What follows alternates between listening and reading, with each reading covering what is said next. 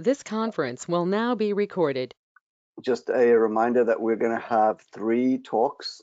Then at the end of the set of 3 talks, we'll have an open discussion period where any questions that you have for the speakers can be put to them, and we'll have a roundtable session at the end of the talks.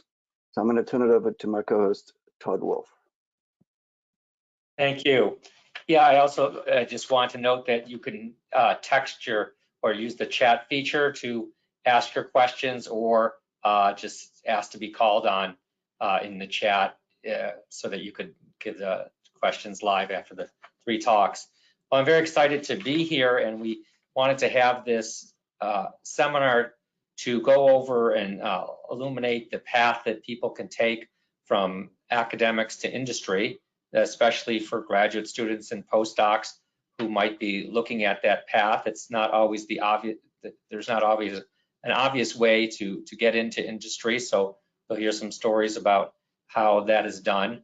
But also, this is these tremendous speakers will give you an idea of the trials and tribulations, I think, of technology development in the RNA therapeutic space.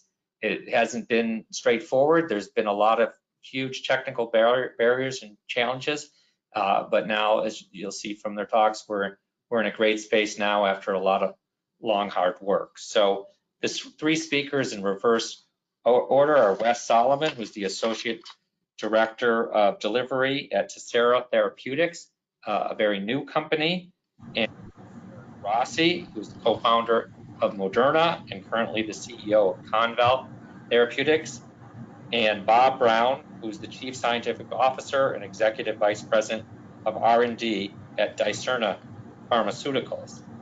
And to first introduce the first speaker in more detail, I met Bob Brown when we recruited him to work at an antisense company called Genta about 30 years ago, after he completed his PhD at UC Berkeley in Richard Harlan's lab. We were interested in recruiting Bob due to his seminal work on mRNA stability that he did in Berkeley, and he discovered what I believe is the first, or one of the first, sequence-specific RNases that is acted as a regulatory protein to affect the stability and lifetime of mRNAs, which of course now is a major field with microRNAs and many other nucleases. And I also recruited him because we wanted to get another technology developer to work with me, because we had a lot of big problems to solve at that company. So welcome, Bob, and we look forward to hearing your talk. Thank you so much. Thank you for the opportunity to speak. Am I clear enough? Yes. Yes, sounds good. Thank you. Thank you. All right. Can everyone see my first slide? Yes. Perfect. Thank you. All right. Thanks again for the opportunity. And I believe what Todd just said is I can blame him for almost everything that you're about to hear. I've titled this, Be Ready for the Ride Before You Buy the Ticket. And as Todd alluded to, I'm going to go through some ups and downs of my particular biotech career. I think I've had a fairly unconventional path, including my entry into biotech and drug development. Unconventional though it may have been, it has been a fantastic experience, and I wouldn't trade it for anything.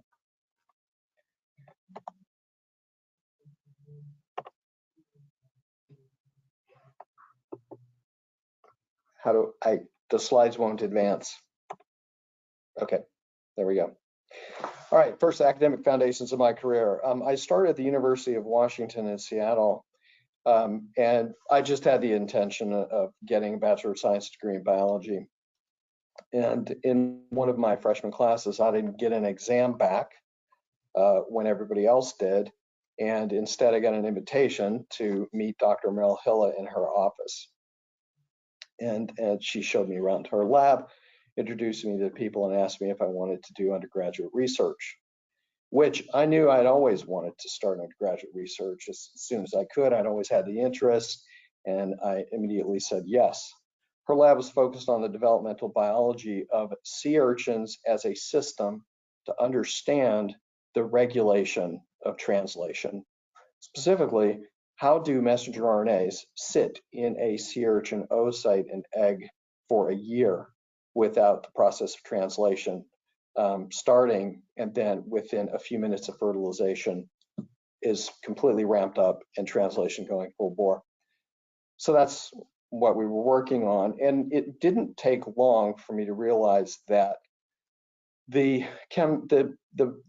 developmental biology of the future was going to be based on big chemistry. And so I realized I needed a chemistry degree. The UW did not offer double majors at the time. You had to satisfy the separate requirements for both degrees. So I ended up staying longer to do that and took enough additional science that for a very brief moment, I thought I'll get a physics degree too. And then my future wife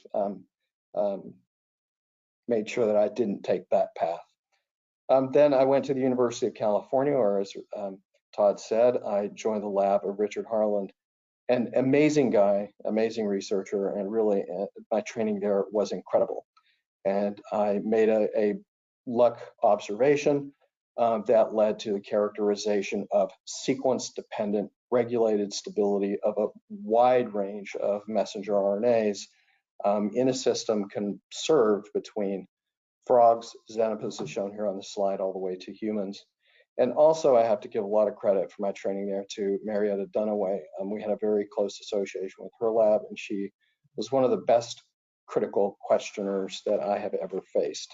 So I had, in the course of my academic training, a good founding in biology, developmental biology, what was known about genetic regulation at the time, both at the DNA level and post-transcriptional level, and of course, my background in chemistry.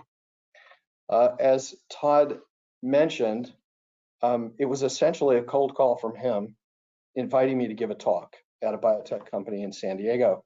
And I've called that here in the first bullet, Gentle 1.0, and entry into the wild west of biotech, literally because it was the West Coast, and because the environment there was very unconventional. There were a lot of venture capitalists. There were more startups in San Diego at the time than there were in the Bay Area and in Boston. It was an incredible hotbed of company creation from all sorts of ideas, particularly the academic centers based in California. As it says, I've never engaged in a job search, and I'll describe that as I go through here.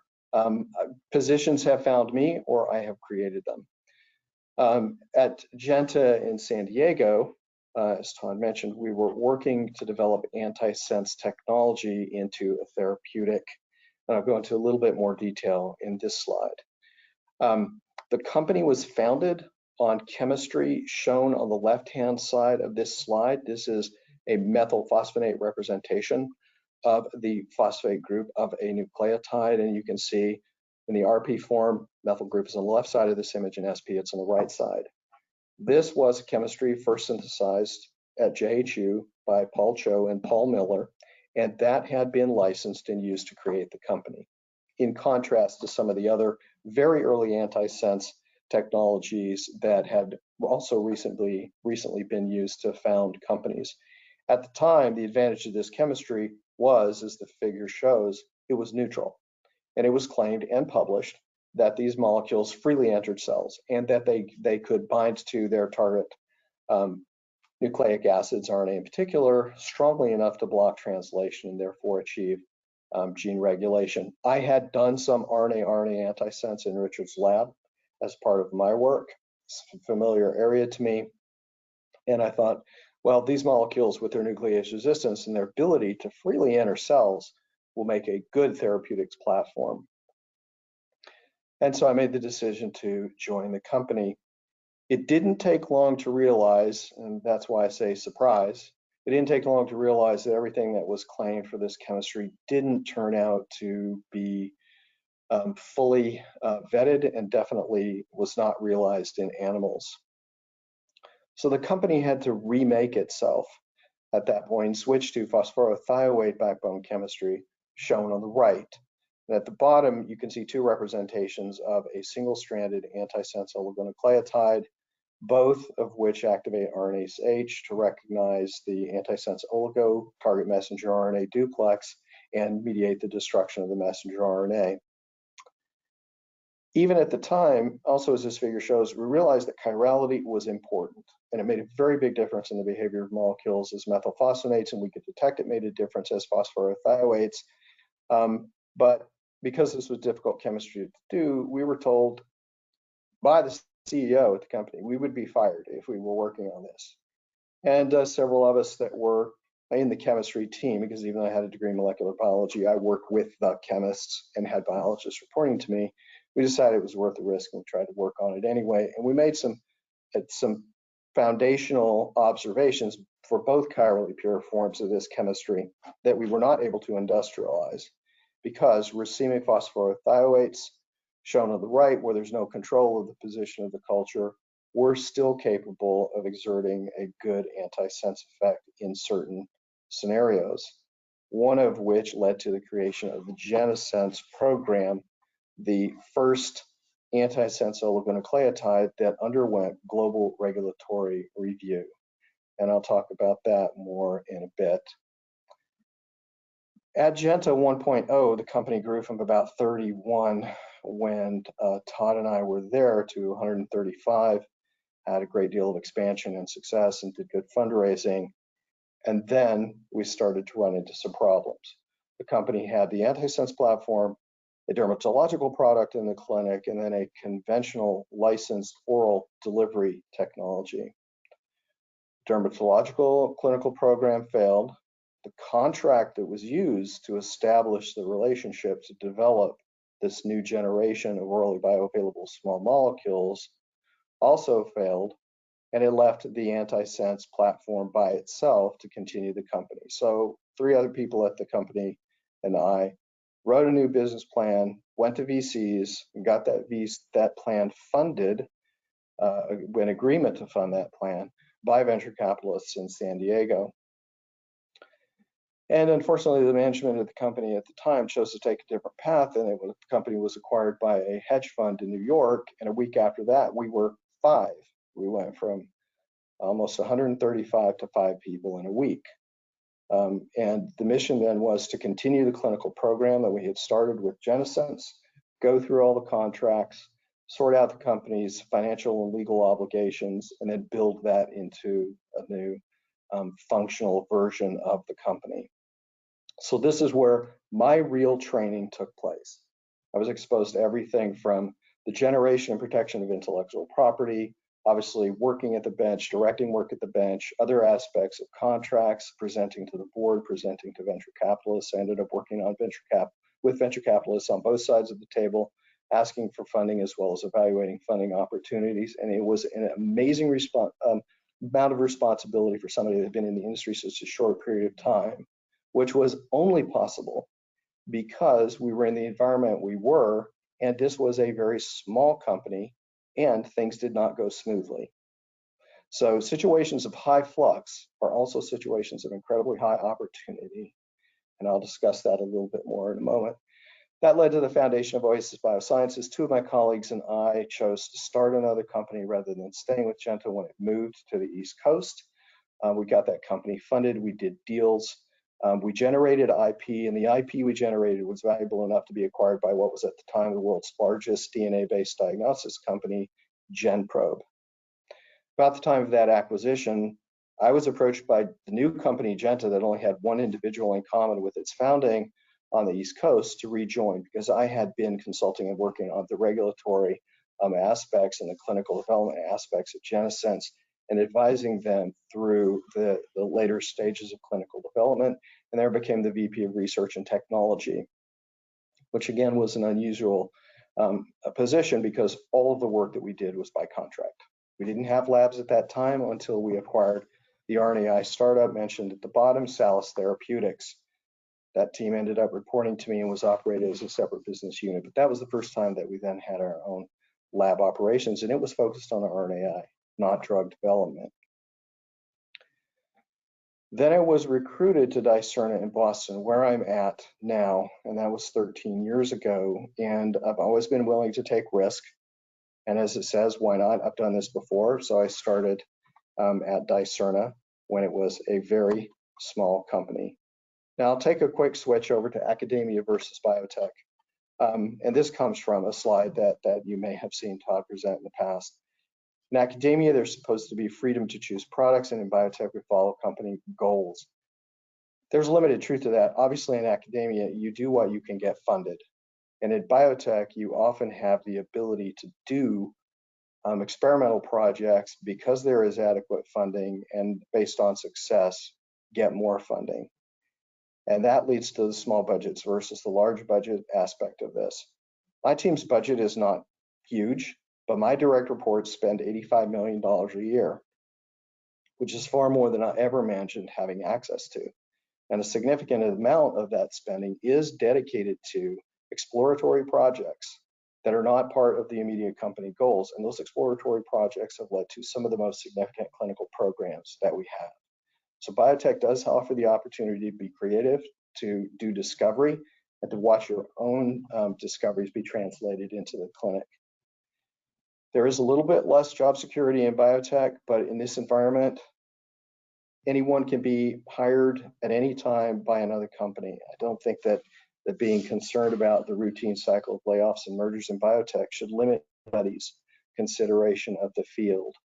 In biotech, it says you follow the chain of command. Again, there is a lot more freedom than some people think that there is from the outside. And I would say at smaller companies, biotech, not pharma, that is more true. You get to see, as I said before, your own discoveries in technology be applied directly to make products in biotech. And seeing that done from the academic side is possible, but the direct role and involvement in that process is generally slower and from farther away. And there's plenty of opportunity to mentor in biotech as well. Now I'll touch on big pharma versus small biotech, because I get asked questions about this all the time, because I've never been at a big pharma, but I've had partnerships with big pharma and been an important overseer of some of those relationships for most of my career. I feel okay to comment on that. While the R&D budgets in big pharma are even bigger, they're extremely rigid. So often on the big pharma side, if someone has an idea or they would like to do an experiment based on success, they have to wait a significant period of time before the money is available to actually execute on that plan and have that funding available. Big pharma can do big science. That difference is diminishing all the time between big pharma and biotech as the definition of big science changes. There is deep and broad in-house expertise, but it might not be accessible to you. Job stability in big pharma is no different now in biotech. Programs can be just as ephemeral in both sides of the industry. The name recognition of being in a big pharma is a fact. So that, I think, is one thing here that is very black and white. But biotech offers a much closer environment, an opportunity to know everyone at the company. You're all pulling for each other. Decision-making processes are short-term. They're very data-driven, and they're immediately responsive to success at companies that think that have the appropriate management structures.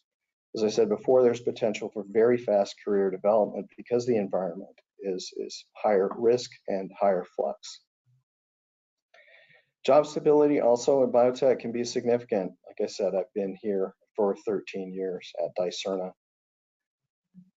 Publishing is certainly the currency that is highly valued in academia. Yes, it has value in industry. I would say that more important in industry is the type of publication that exemplifies the ability to be inventive and problem solve, and that's patents and patent applications. A partial list of my US issued patents are shown here. I think in total that's over 100 now, and that's only on the US side. And then none of this would have been possible without being at small companies, because the ability to problem solve, the need to problem solve, and the opportunity to utilize resources to solve problems is much greater in small biotech than it is in, of course, academia or big pharma for the most part. So briefly, Dicerna in 2008 was a small company with very big ambitions. This was literally the number of personnel that were present at the company at the time. The two listed at the bottom, Hank Dudek and Wes Salomon, I hired into Dicerna, and they are still part of the company today. At the time, everyone thought we'll be in patients within a year, and nobody had any idea how far from the truth that would be. The company's platform, I won't go into in a significant amount of detail. It's based on a longer version of siRNA molecules. I know that you're all familiar with siRNA. These longer versions of RNAi molecules were identified in an industry academic collaboration between the City of Hope and Integrated DNA Technologies. And dicer substrates need to be trimmed by dicer protein before they're fully competent to load into the RISC pathway. This was distinct from the other IP platform, the RNA IP platforms that were out there, and was fundable and again used to start the company. This was the first platform of the organization, the dicer substrate shown at the top of this figure, in contrast to conventional Tuschl 1 and Tuschl 2 siRNAs that were part of the foundation of Alnylam. I would have to say at this time, though, the leading platform in the field was that held by Cerna, later acquired by Merck, where there were already molecules being used to knock down gene expression that contained no 2' hydroxyl, so no actual RNA. And there was a lot of lessons to be learned by reading that literature and reading the patent filings that were published that described that literature. Immediately when I joined the company, take a step back to 2008 and state of the art at the time, one of the co-founders, scientific co-founders of Dicerna, published a review article and gave a talk saying that dicer substrates would be more difficult to translate as a drug platform into therapeutics. So I've just joined the company, and one of the co-founders is telling the world and our future investors it's going to be more difficult to industrialize this than siRNAs. So we immediately needed to do some problem solving. This is one of the ways we solved some of the initial problems. We developed our own proprietary lipid nanoparticle formulation. You're all familiar with the fact that delivery is the biggest challenge in the field. We knew that. We had experience in the space. We licensed some existing IP, including some IP that some of us in the company were co-inventors on, and we used that to create a lipid nanoparticle formulation that we actually took into the clinic. We had compounds targeting the MYC oncogene. We did phase 1 and phase 2 studies based on our VC funding, as well as an SBIR grant.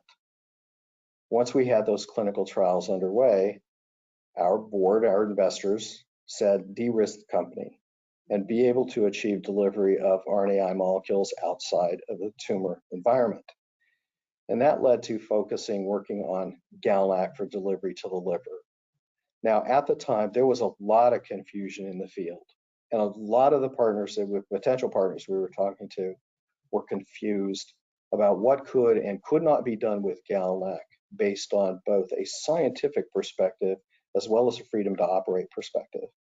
So I put this timeline together, going all the way back to the 80s, to teach them about the origin of the biology of GalNAc and its interaction with acyl glycoprotein in the liver, all the way to the right-hand side of this figure, showing how much work had been done already on GalNAc to deliver oligonucleotides, long single-stranded messages, and full plasmids into the liver in animals, and that we were well poised to take our platforms forward clinically into the liver. That led to the platform, again, another round of problem solving by a great research team shown here with a fully modified dicer substrate molecule with some unique structural characteristics. I won't go into them here, but this platform has freedom to operate and does have some unique thermodynamic advantages and functional advantages over other types of duplex nucleic acids. And the way to convince the rest of the field and some of our partners that was the case, again, we would put together figures like this, going through the literature, going through the chemistry and the biology of these molecules, and citing information that they could look up, they could read and process on their own, to support the structure of these molecules. And to confirm for them, all of this was by design, not by accident.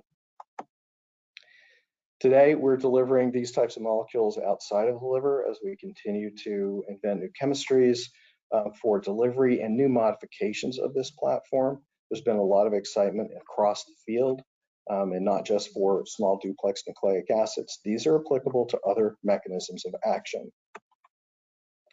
That's led to a pipeline of significant partnerships, actually 7 in total, more than are shown here, a significant value in the organization, and more than 350 employees. Again, all based on flexibility, all based on problem solving on the fly, and the ability to adapt to changing conditions. That's one of the key attributes for anyone who wants to join biotech. Be as multidisciplinary as your skill set allows. Professional and personal flexibility is an absolute requirement. Communication, both at the personal level as well as the team level in writing and in presentations, is a key aspect of being impactful within the organization and enabling you to champion both your individual ideas as well as those of your team. One thing I have to say is read your subject literature with intent. The literature in this space is huge, and so one has to be selective and still reserve time for other literature from other disciplines, because that allows the maximum ability to connect the dots and solve challenges as they arrive. And finally, one thing that is highly distinctive from one individual to another, particularly as they come out of academia, is the ability to take responsibility and accept authority when it is conferred on you. Don't be afraid. A company doesn't give you authority if they don't value your ability to think and solve problems and make decisions. When you get that authority, execute it. You have the potential to create the next generation of RNA therapeutics. It is going to be a roller coaster if you join the industry space, but when you do, have fun and make the most out of it. And always remember, careers are built with the people around you. They're not built as individuals. It takes everybody else that's involved. So foster relationships, acknowledge the contributions of others, and enjoy the team that you're with. Thank you.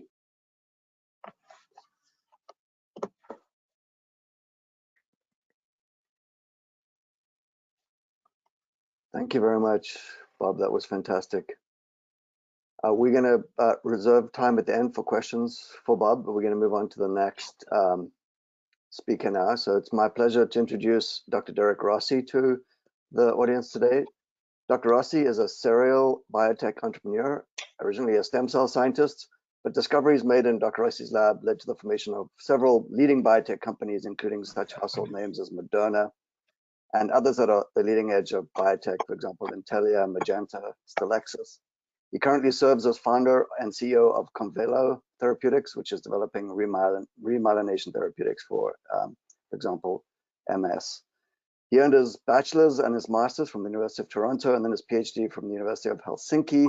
And until recently, he was an associate professor at Harvard Medical School and Harvard University and an investigator at Boston Children's Hospital. There, he led a team that was working on stem cell biology and regenerative medicine. And it was his development of modified mRNA reprogramming that was the basis of the technology that he used to found Moderna, a company, of course, that's focused on developing modified mRNA therapeutics, and whose vaccine is now sort of saving the world. So it's great to have Dr. Rossi with us today. We look forward to his insights. Take it away, Derrick. Okay, thanks for the introduction, Frank, and great talk, Bob. I'm not sure if you can see my screen. I'm a bit of a Not yet. tech idiot. Oh, it is? Not yet. You see that? Can you see that? No, we're still seeing. Yeah, now we see Yes. it. Now we see it. Can you see that? Yes. What? I'm hearing some background there. Yeah. Let's see if I can do that. Can you put it in presentation mode? Somebody's got their little one with them, I think. Can you see my screen? Yes, Yeah, that's good. Okay, good. Well, good afternoon, everybody. So I was just going to tell you about one story today related to RNA, and that's the backstory and the founding of Moderna, which is a household name now, but may not have been a bunch of years ago. And funnily enough, it starts with this guy shown in the upper right of my screen, at least. I'm not sure if you're seeing mirror image or what, but Shin Yamanaka, who made this tremendous discovery in stem cell biology that was published in 2006, where he could, he screened a number of developmentally important transcription factors and found 4 that could reprogram the fate of any differentiated cell type back to a embryonic stem cell-like fate, or which he called induced pluripotent stem cells. And this caught the biology world by storm for sure. I started my lab in 2007. I saw Yamanaka give this talk originally at a stem cell meeting in Toronto before it was published, and it was amazing. And I still go back and read this study because it's so lovely and elegant.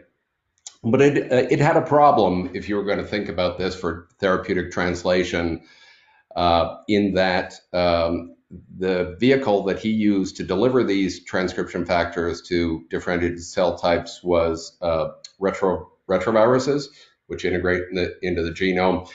And so there was a lot of labs around the planet that were looking at developing ways of developing these very potentially powerful cell types or cells, these iPS cells, without integrating vectors. And we had a very simple idea. I've been trained as a molecular biologist at the University of Toronto. I'm Canadian. Toronto's my hometown. I didn't have a background slide like Bob did, or I did, but it's too complicated, so I pulled it out. So, of course, we know that DNA makes mRNA, makes protein, makes life.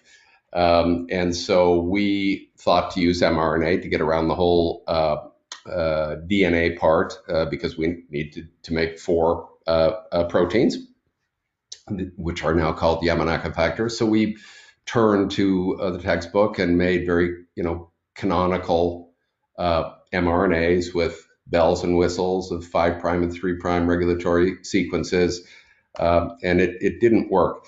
And it didn't work in spectacular fashion. And the reason it didn't work is because of this complicated slide, which I'm sure many of you have seen before. But essentially, normally mRNA is made in the nucleus and is exported to the cytoplasm, to the ribosome, where it goes, and proteins are made.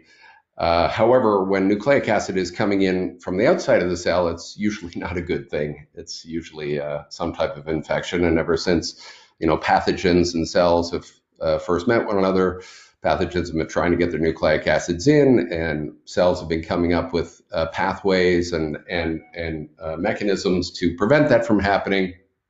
And so what we were doing was tripping sort of ancient antiviral pathways, which were shutting down protein translation, which was what we wanted, and if robust enough, leading to altruistic suicide, cell death, which is not what we wanted. So we were killing a lot of cells in the dish. So that could have been the end of the story. Oh, and these are just a few of the key molecules involved. So that could have been the end of the story. And let's not forget that mRNA was discovered to be the intermediate in between DNA and protein synthesis in 1961. And although, essentially every molecular biology lab on planet Earth uses DNA routinely and uses protein routinely, there's this neglected middle sibling that isn't used by molecular biologists on a day-to-day basis. Sure, you can look for expression in cell types using, isolating mRNA and see if your gene is expressed or not. But in the molecular biologist toolkit, it wasn't used, which seems a little bit odd. But I suspect that many tried over the past 5-6 decades and met the same fate that we did, which was killed all their cells in the dish and thought, geez, well, that's not going to work.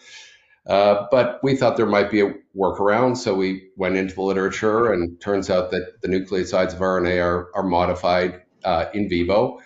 And most importantly, certain modified nucleosides had been shown by... what have we got there? Somebody's unmuted. Are we good? Good to go? Oh, somebody's making some noise. That's not me. Could everybody just mute themselves, please? Thanks. Catalin Carrico and Drew Weissman at UPenn had shown that certain modified nucleosides could abrogate this antiviral response. So, for example, pseudouridine instead of uridine. That was kind of the big one, and as mediated by the toll-like receptors.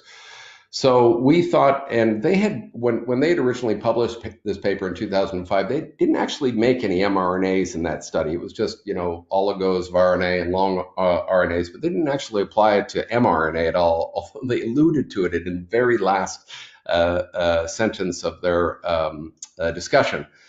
And when we read this study, we thought, well, we might be able to use this for mRNA. And this was work that was led by Luigi Warren, who was then a postdoc in the lab.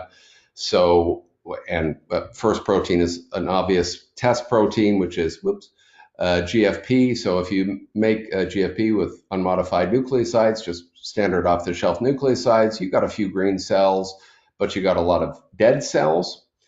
Whereas when you substituted 5-methylcytidine in place of cytidine, you actually got a lot of green cells and much pronounced viability. Similarly, if we substituted pseudouridine in place of uridine, got a lot of green cells and most were viable. And then when we, of course, they're on different nucleosides, so when we combine the two, we got a really robust expression. The mean fluorescence intensity was much greater, so we're getting much more of the GFP protein made per cell, and the viability was increased.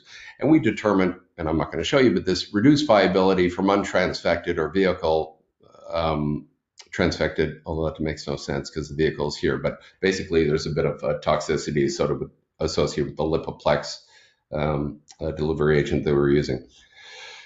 So it had some nice properties. Everybody in the lab started working on it for all our favorite proteins, had a lab of about 15, 20 people at the time, had great properties. If you wanted more protein expression, you just would add more modified RNA, so it was dose titratable. But not surprisingly, RNA is a labile molecule. So if you introduced it into cells, human cells, you get peak expression at 12, 15 hours. And depending upon the half-life of the protein and the half-life of the mRNA, obviously it would diminish over the course of a few days. But we found that we actually, by using these modified nucleosides, we could repeat transfect cells. And this is something you absolutely couldn't do with unmodified nucleosides, because if the cells didn't die the first time they saw an unmodified mRNA, they sure died on the second exposure to that. But modified nucleosides allowed us to transfect our mRNA up to many weeks, and the cells were perfectly viable and expressing the proteins that we wished. And of course, we could express as many mRNAs simultaneously as we'd like. We just sort of complex them in the same lipoplex. And so here we had a modified RNA for GFP and cherry, and all the cells are double positive. But we ended up expressing up to 7 different proteins, but I'm sure you could have gone much higher than that as well.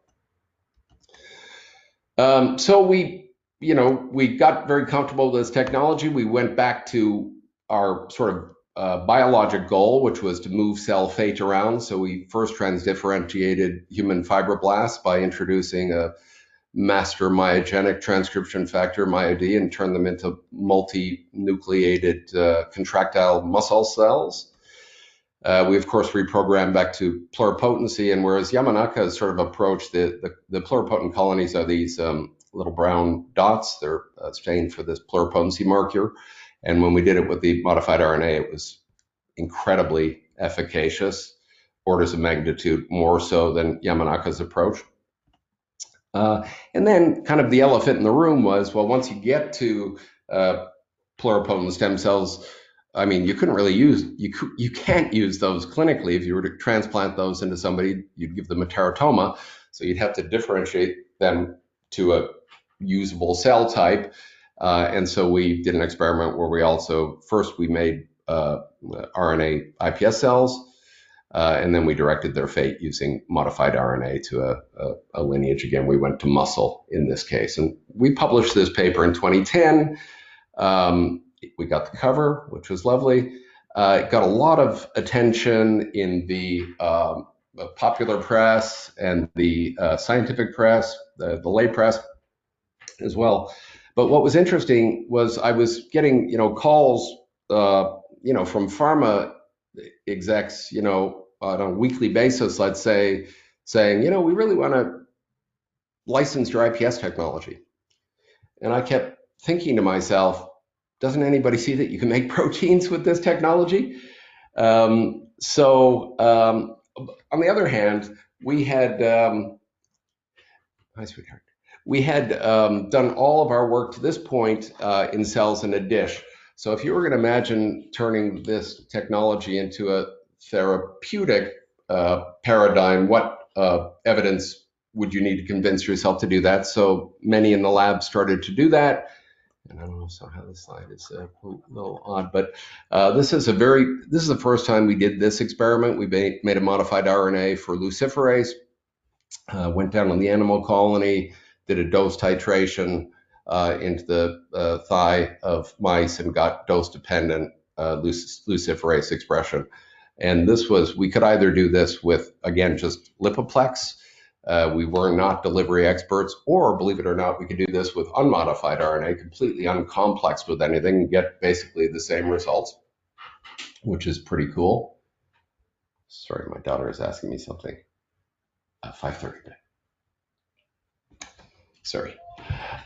We also collaborated with others in our department that were interested in using this technology for their tissue of interest or their protein of interest. So we, MD PhD student in my lab, Wataru Obina, collaborated with a colleague, Carla Kim, and put this modified mRNA for luciferase into the lungs of mice, and again with a very unsophisticated delivery system, but you could see that we could get the modified RNA pretty easily into the lungs of mice, having them inhale it in. And then Pankaj Mandal, who's now at the NIH, and Morag Stewart did this experiment where we made a modified RNA for human erythropoietin. And then because there was a good antibody in ELISA to distinguish mouse from human EPO, and we put it in a dose-dependent way. We could measure EPO in the erythropoietin in the periphery of the animal in a dose-dependent manner. And a week and a half later, that led to dose-dependent increases in red blood cell counts, hematocrit, and hemoglobin, which would be expected if you were adding in EPO to the animal. So we could have this sort of desired therapeutic outcome. And then this is work by Lior Zangi, who was in the lab at the time. He had an interest in the heart. So first he showed that we could transfect cardiomyocytes, dissociated cardiomyocytes very effectively. And then we went into mice hearts directly. And here he made actually, Wataru Obina made the modified mRNA for the Cre recombinase, and this is put into lock-stop LAC animals. So if you put in a DNA-based Cre, you could get a little bit of blue in the heart, but if you used modified mRNA Cre, you could get a lot of blue. And if you did a cross-section of that, this is sort of the needle track here, but you could see that you actually got a broad swathe of the heart transfected. It's transfected because it's Cre and it locks out the stop to get LAC expressed. And then we applied this to, again, a heart, an infarction recovery model, where you ligate the heart, give the animal a heart attack, and then normally when the heart heals after this, it doesn't heal very well. It's not very well vascularized and becomes fibrotic. So Wataru Obina in the lab made a modified mRNA for VEGF, vascular endothelial growth factor, and when we put that modified mRNA into these infarcted hearts, we could get good neovascularization and increased heart function. We published that paper in 2013. So in 2010, I put this slide together as sort of I was a first-time entrepreneur at the time. I hadn't yet founded a company. I was only 3 years into my faculty position. But I put this slide together, which was basically outlining the basic properties of modified RNA, or we called it in the lab mod RNA. So it's non-toxic. These are naturally occurring nucleosides, non-immunogenic. That's the key. Dose titratable, temporal control of protein expression. You could either do transient or sustained. Versatile. Essentially, we made literally hundreds of different proteins, modified mRNAs encoding proteins in the lab. Take about a week to make a new one. So I imagine that the timeline for drug development and the R&D pipeline would be accelerated. You could construct these things in a week, purify them very rapidly, and test efficacy, 1 to 3 months, depending upon what your target. And that this would eventually disrupt existing therapeutic protein paradigms, recombinant protein, because now you're getting the patient to produce patient's own cells to produce the protein properly, post-translationally modified. You could make secreted factors, for example, like EPO that we showed, and by the way, recombinant proteins can do that, but kind of more interestingly, you could make intracellular proteins. It's something that recombinant proteins are not very good at doing. And I imagine that eventually, the cost of goods was going to be favorable to recombinant protein manufacturing. So I, didn't want to do it myself. I didn't have any delivery expertise, so I showed the science to somebody who does have delivery expertise, Bob Langer at MIT, who I was introduced to by Tim Springer, who was in my department at the time. And actually, Tim Springer was the first investor of Moderna, because when I showed him the science, he said, "This is fantastic. I want to invest." When I showed the science to Bob, he said, "This is fantastic. What can I do to help?" And so I asked Bob to co-found the company with me, but Bob's an engineer and I'm a PhD, and we wanted to make therapeutics. So I wanted to get an MD around the table with us. So again, Ken Chen, who's an MD, was in my department at Harvard, and I met with Ken, told him about the science, and he had some good ideas, so I invited him to co-found the company with me. We initially raised $2.5 million from angel, and the angel is really just Tim Springer and VC in 2010. We had the original site over on First Avenue in Cambridge.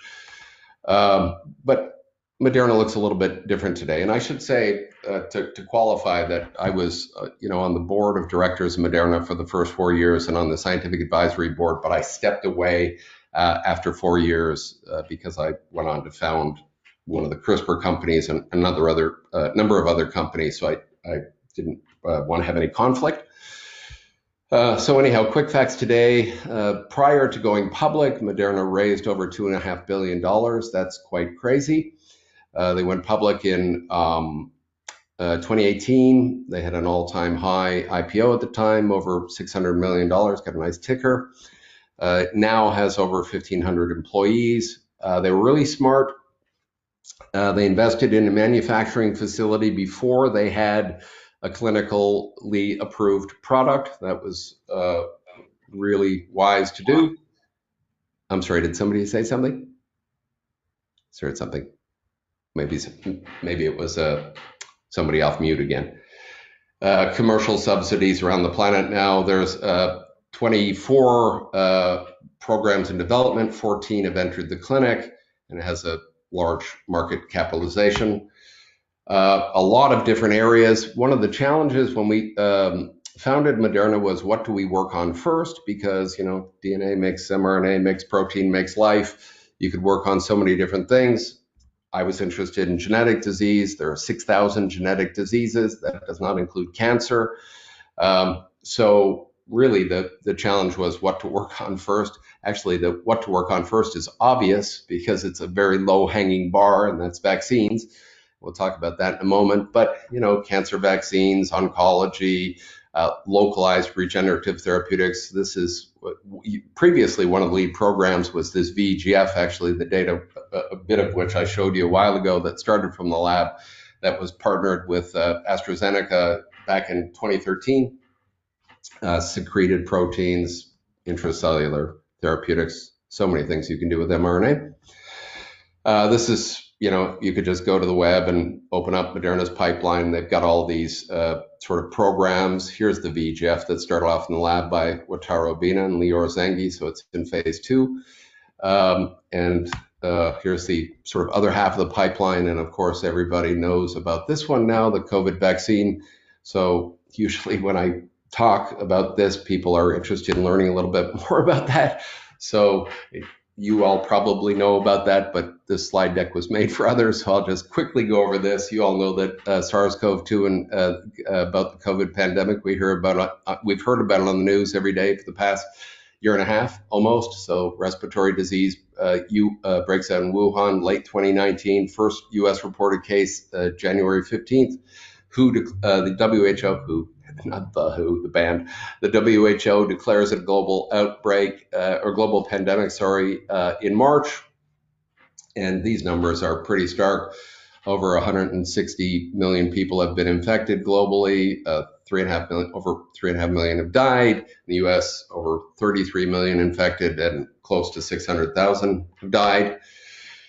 So the SARS-CoV-2 genome was published on the web in January 11th, 2020, and 42 days later, Moderna shipped the GMP-ready modified mRNA to the NIH for clinical trials. That is an astounding time frame for getting a drug ready and ready to go into patients.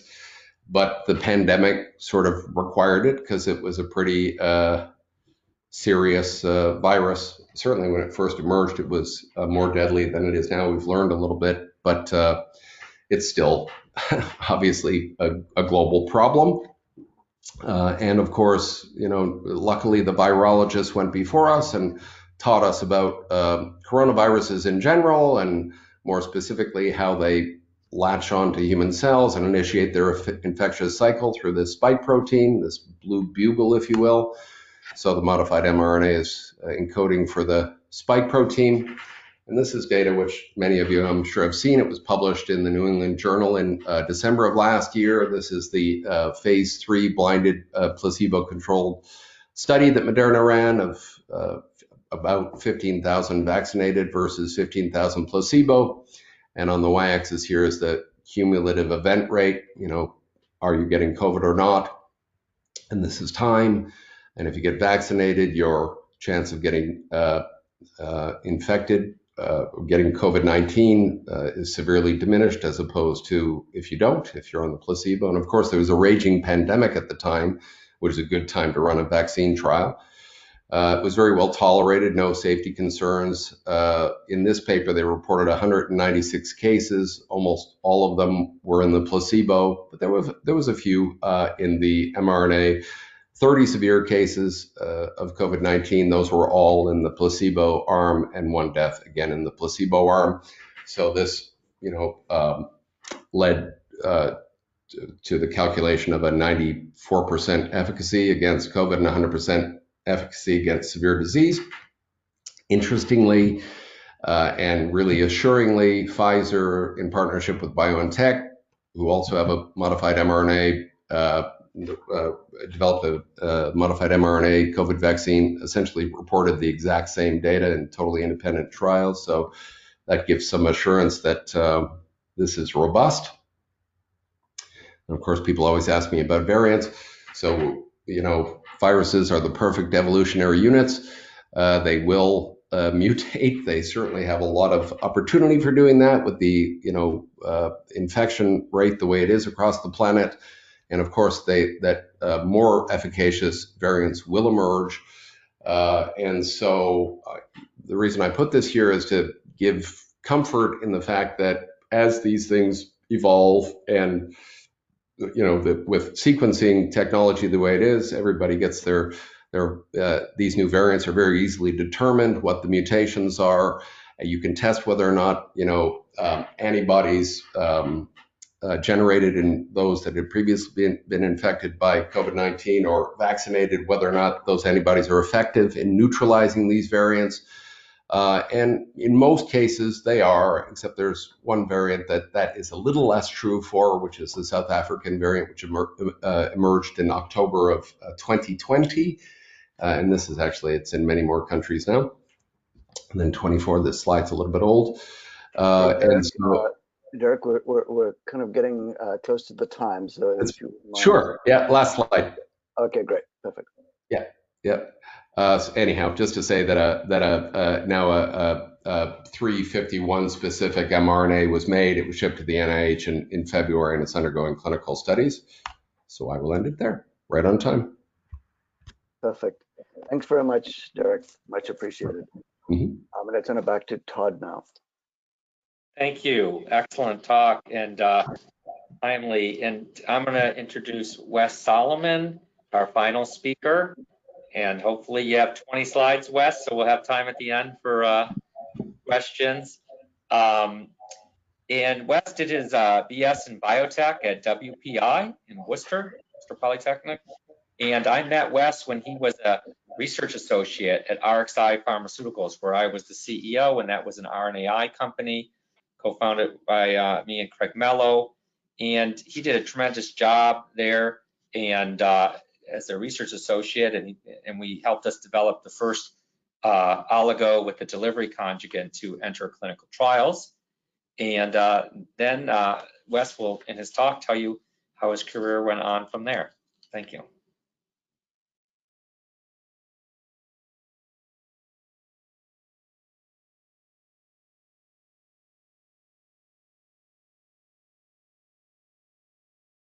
All right, can you see my my screen here? We can now, yes. Great. All right, so I'll try and make this quick. Thanks, Todd and the organizers for having me come speak. I'm going to give you a little bit about myself, what I'm doing right now, and how I got there. So I work at Tessera Therapeutics, which is a startup backed by a Flagship Pioneering.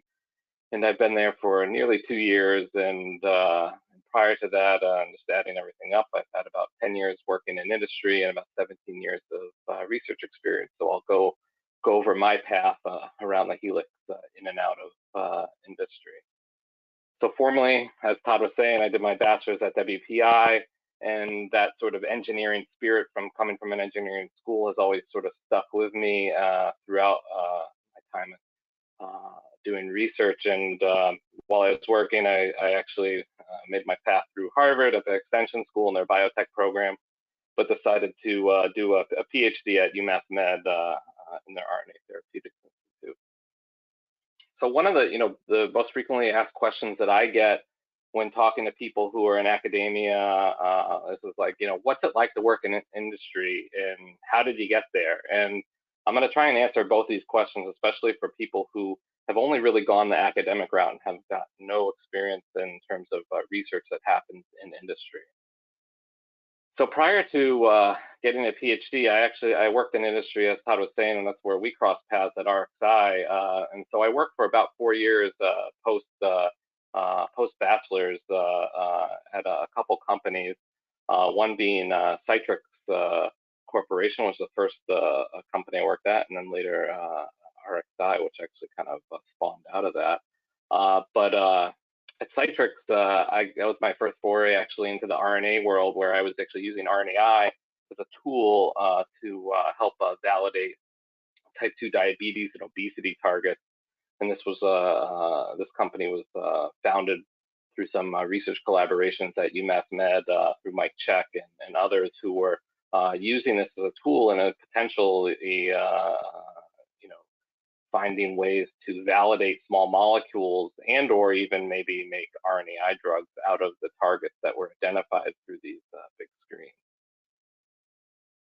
I then joined the RNAi field just as it began to peak, and this was just after the Nobel Prize was awarded to Craig Mello and Andy Fire back in 2006, and so that was like when the field was really expanding. A lot of companies were forming, and I worked at RXI, one of their first employees, And I really got to do some basic science. As Bob was saying, there's a lot of technology development and technology work that happens in industry. And what we found was we actually found a new model for RNAi with duplexes that were larger than 21 nucleotides. And I showed that actually putting 2' methyls can actually inhibit Dicer from processing blunt-ended duplexes, and that these actual duplexes will get loaded into the RISC complex and act as a similar substrate to the classical 21 nucleotide siRNAs that are described, or the natural microRNAs or endogenous siRNAs that exist in nature. So this was fundamental to RXI's platform technology, and led on to the use of chemically modified siRNAs to achieve RNAi in vivo. That experience at RXI actually was really what led me to leave industry and go back into academia. I was fortunate to be one of these early employees working on technology development, and I had the chance to actually publish on that, give some talks, and also co-invent on some of the patents that were fundamental to RXI. And so I think that this really showed me that, one, there is basic research that takes place in biotech, and this ultimately led me to come back to industry. And this is, I guess, my post-PhD career in industry, which I'll go into. But the experience at RXI really led me into wanting to go into graduate school and wanting to study RNAi and the mechanism. So I went to one of the big RNAi schools, which is UMass Med, and I worked in the lab of Phil Zamor, who's been fundamental in the discovery of some of the biochemical processes of small RNAs that exist. And I was trained as an RNA biochemist and became really an expert in understanding the mechanism of RNAi and RNA interacting proteins in Phil's lab. And my graduate school research that I had published really is, not only was, of course, the highlight of graduate school, but really it sort of influenced and still influences me as I think about my career and as I think about problems that I encounter through evaluating platform technologies in industry. And the big thing was that understanding how biology interplays with what you're trying to do. And my studies were actually showing that that nature really has developed a good way to make RNA, the RNAi pathway, or the argonaute protein, which is core to it, find its target. And so we use classical biochemistry, but we also used single molecule biochemistry, where we were able to look at a single molecule and measure on and off rates and measure cleavage. And we were able to take thousands of these small RNA molecules that we attached to a slide, and we're able to take measurements of each of them and measure the on and off rates and the cleavage rates. And we're able to find some very interesting properties on how the protein itself changes the RNA molecule to not act like just a nucleic acid alone, but actually has distinct properties that allow it for fast finding, target finding, high affinity, but also recognize the difference between a substrate and a product, and really speaks to the efficiency of RNAi in general and how it works so well. So that training at UMass and just doing the academic research really sort of honed in my own research interest, and also has sort of set a sort of a foundation of how I approach problems in industry, and it's to be really quantitative, do mechanistic research to make better therapeutics. And in the case of understanding the biology, being able to ask questions on what is the protein or the pathway that you're trying to trigger, and what are those rate limiting steps that can impact that therapeutic that you're trying to do apply. And again, the nice thing with what we're trying in industry is that applying engineering and just having biologic insights to really overcome what I call rate limiting steps to have therapeutic. So my return to industry, I actually was finishing up right at the peak of when the start of the peak, I guess, of the hype of CRISPR Cas9, and I joined Intellia Therapeutics as a senior scientist. I think it was like employee number 40 something there. But it was really a perfect match for my research interests, because what Intellia was trying to do was really to have fundamental knowledge of their platform, which was to understand the kinetics of CRISPR-Cas9 editing, both from the standpoint of having well-engineered proteins and guide RNAs, but also understanding the biology as you delivered these things into a mammalian cell, in particular using their platform technology, which is using an LNP that had the guide RNA with an mRNA for Cas9. And so I participated in a lot of different areas of research. Some we actually ended up publishing in Cell Reports in 2018, but really just sort of highlight some of the, the age-old problems of using RNA inside a cell or delivering it, is that modifications are required in order to see efficacious responses. And this is just an example of how that bar in black, which is that highly modified mRNA or guide RNA, is what's really required to have good in vivo editing inside of a mouse liver. And so working at Intellia was a great experience, but along came a new adventure for myself, which was to actually join the startup Tessera Therapeutics. And I'll have a few minutes. I can just sort of give you a preview to what we're doing. But I joined as the 8th employee, and a lot of people would ask, like, why leave the CRISPR space, which is like one of the hottest areas of research. And there's two big reasons. One, it's a career progression opportunity that I couldn't pass up to build a team from the ground up, which again was something I always wanted to do. And two is really to be part of fundamental research that would drive a new therapeutic platform.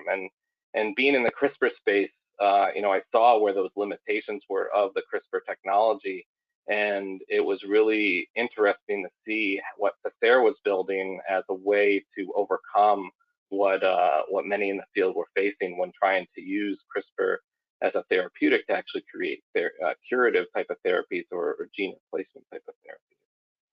And so Tessera is founded by pioneering gene writing, which is our catchphrase of what we're trying to do.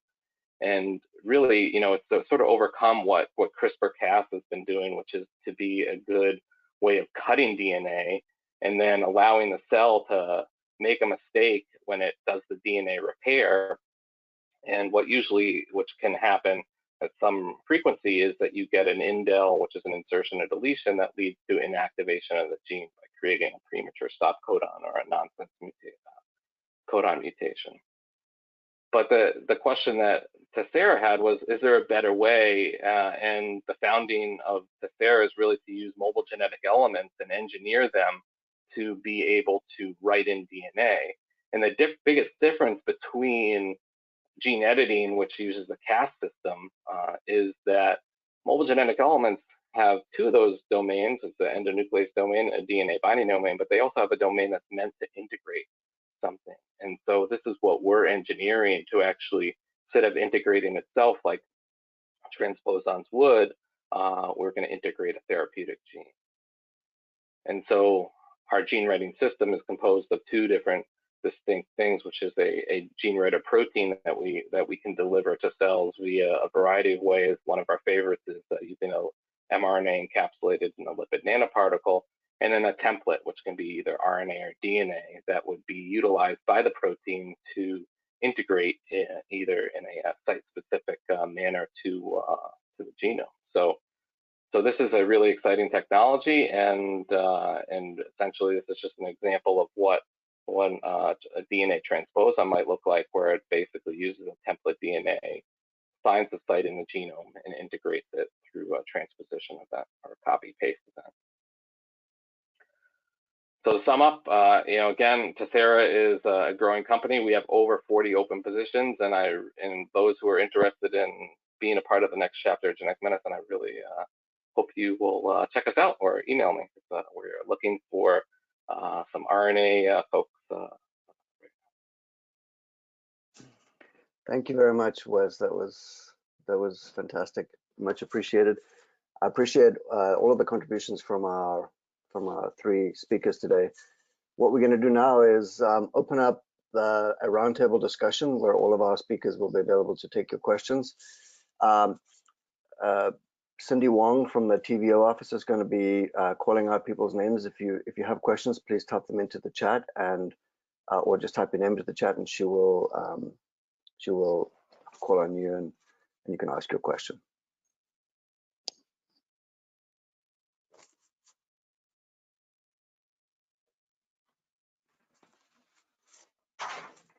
I can start it out if no one's there yet. It's just to ask Derrick. One of the interesting things that we had to ask you about was you're at a company now. How did that happen? I'm sorry. Could you repeat again, Todd? Sorry, I missed. Just the question of your most recent job where you've left academics. Have you left academics to work in the company? I did, yeah. Yeah, I retired from academia about 3 years ago with the goal of really retiring and, you know, taking my kids to school and picking them up and taking them to hockey. I've got 3 girls that play hockey, and reading and gardening, you know, and not being such a worker bee. But I have a hard time saying no to good science.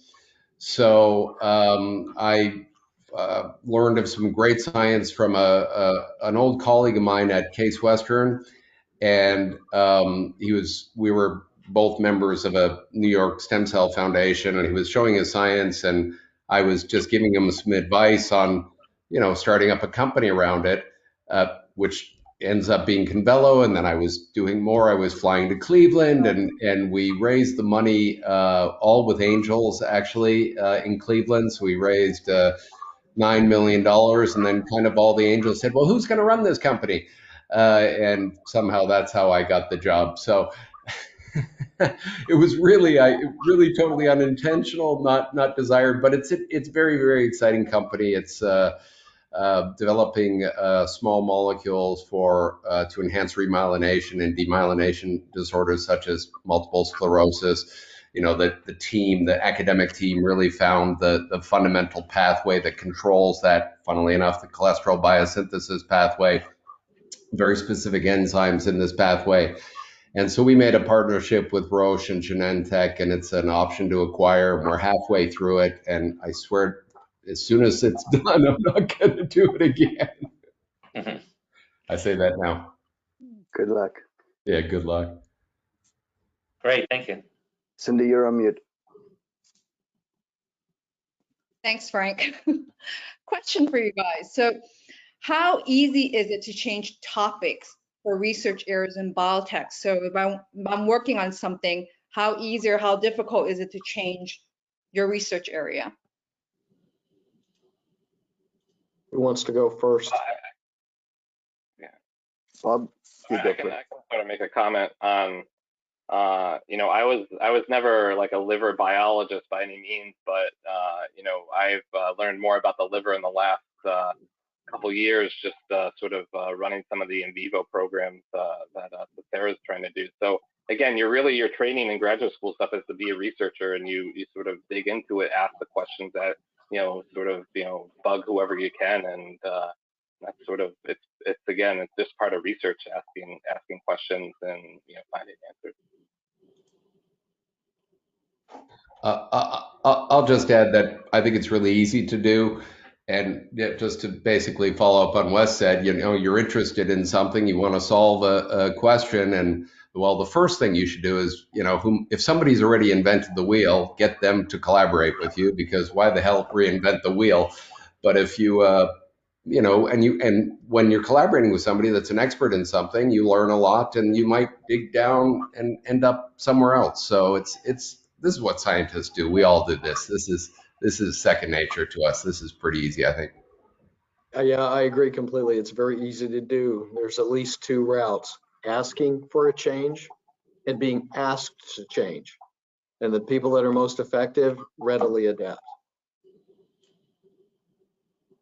And what about, can you guys provide some tips for PhD students if they want to start networking now? They want to move into biotech industry.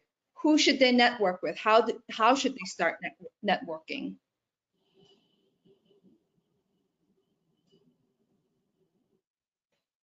You're still So we're unmuted. hiring You're like still unmuted, Bob, so you could go. No, Wes, sorry, you were going to go. Go ahead, Wes. I think one of the biggest things is to, again, you have resources, professors who may have been consultants or involving themselves with companies, LinkedIn. There's so many jobs right now in biotech, like there are not enough people to fill them. So really, if you have a friend who works in industry, I'm sure they know somebody else, and just, go about it that way. I've done so many Zoom coffee, meetups, during the pandemic, just to sort of chat with people from my alma maters to just, learning about new candidates. Just informational interviews is the best way to go. I would add conferences. Conferences can be very effective venues for networking. For grad students that are bold enough to walk up and ask a good question or make a good comment, you remember that. Yeah, well, I'll just add that it's really easy in this town. When I say this town, I mean Boston, Cambridge, because you can't throw a stone without hitting somebody in the industry.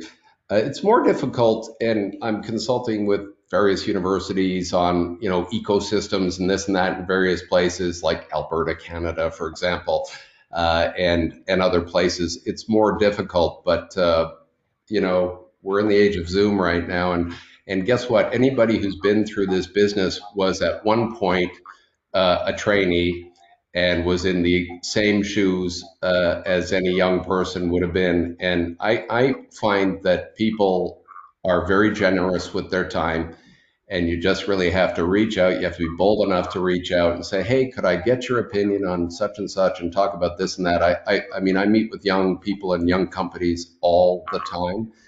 And I enjoy doing it. It's fun, and it's a benefit to them. So, and now we're in the age of Zoom, so location doesn't even matter anyhow. So the response to your tips is, I will be bold in my networking. So thank you. Great. So I think going back to Bob, you mentioned that you've never had to search for a job. And it seems like what you guys are saying now, that we're still in the same environment, that there are a lot of jobs out there. Would you still say that, people out, you really don't have to search, people are going to be searching for them? There's so much job opportunities out there. In this environment, yes. Right. Also going back to Bob, you're from the West Coast, I think. So I guess people want to understand San Diego and also here in Boston, greater Boston area, cultural difference. If I have to choose going to the East Coast, going to the West Coast, where should I go? How can I make my decision? I think the experience across the country is a little bit more homogenous now than it used to be, because so many companies have established operations in multiple locations. Been a little bit of regrouping now, withdrawing back to the Boston area. I would say today you can have a very successful career in any location, and one should expect to move. It happens all the time, because better opportunities, better being defined many different ways, personally, pop up routinely, and it's a good way to experience a more broad career and to advance.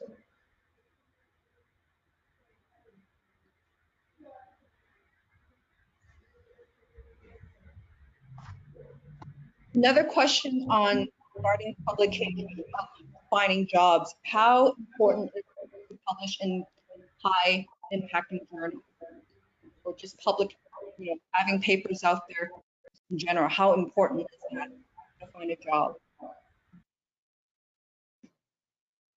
So I don't think it's the only metric. I think that, especially when, again, I get a lot of this from like people who work on like model organisms, like they may have worked on Drosophila or C. elegans, and like, oh, well, industry doesn't use those tools, but you did use tools of molecular biology, maybe next generation sequencing or cloning and things like that. These are the skills that are used all the time in industry, and so it's really just selling yourself on the skills and the things that you have in your toolbox that you have some expertise in, that can really highlight your resume or give you the edge for a particular position as you start looking. One thing that we weight much more highly an academic publication record, although that is impactful, but we rate recommendations more highly. What other people say that have had the opportunity to watch you work, watch you think, watch you problem solve? Not an RNA person, but Derrick, this is a question directly for you.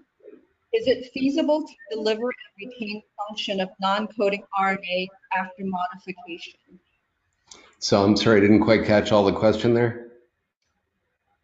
Is it feasible to deliver and retain function of non-coding RNAs after modification?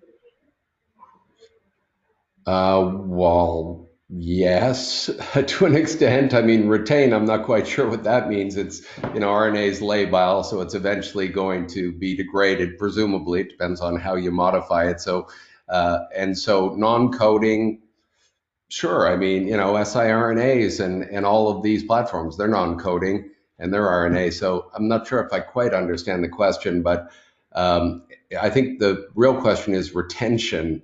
How long if I can just sort of peer into the mind of the person that asked that question. So I think that's all going to depend on the modifications, but it's not an integrating, DNA, you make a DNA insertion edit, that's forever, at least in that cell type. Not true of RNA. Not sure I answered the question because I'm not sure I understand the question. Last question here for me. I don't want to stay in the lab anymore. I don't want to work on a bench. So what other opportunities are there in these companies? What other positions can I apply for with a graduate, with a PhD? Give me some tips there. What are people looking for?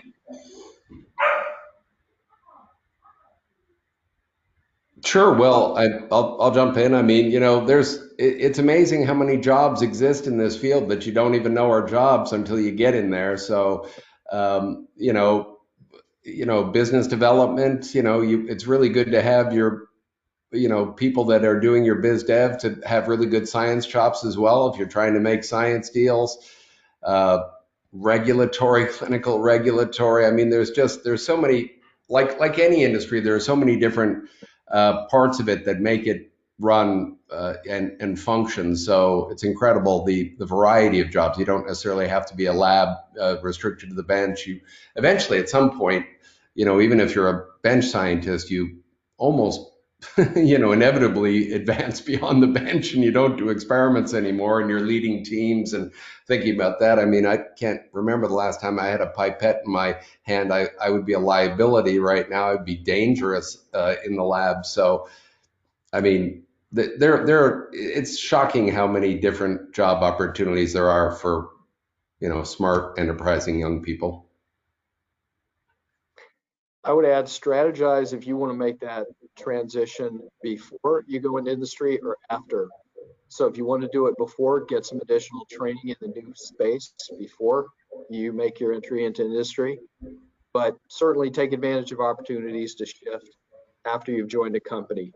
Most companies are open to that. Yeah, I agree. I agree with that. And also, just what do you like to do? Like, if you like talking to people, maybe recruiting is where you should be, or business development or something. So really, just find what you're passionate about and sell yourself that way. Yeah, and I'll just jump in once again. And if you really join a very early stage company, you are expected to be a multi-hat wearer because everybody's got to grab an oar and pull to move forward. So it's a really nice opportunity to really learn a lot about the different aspects of the entire spectrum of what goes on in a biotech by being employee 3, 4, 5, 6, 8, 10, whatever it is, very small numbers, because you'll in all likelihood get to see all aspects of the business, and you can contribute if you're up for it. Okay, promise. One last question. So for international candidates, you want to know for companies, how likely are they willing to sponsor people for them to get the J1B? Do you have to be a U.S. citizen to find a job in the U.S.?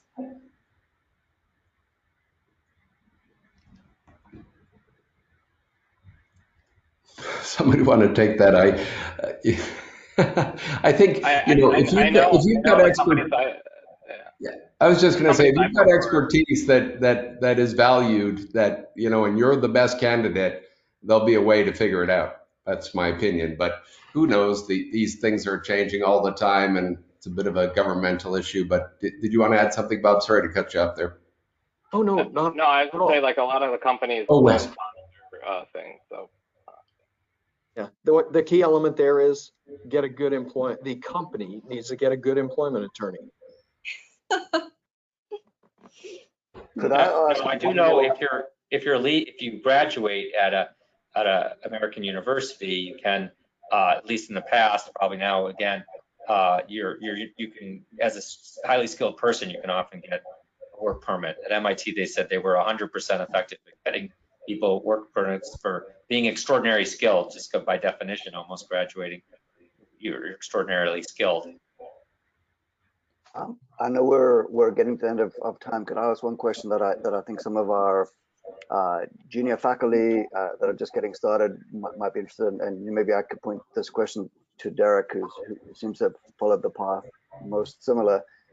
You advise a lot of people on starting companies.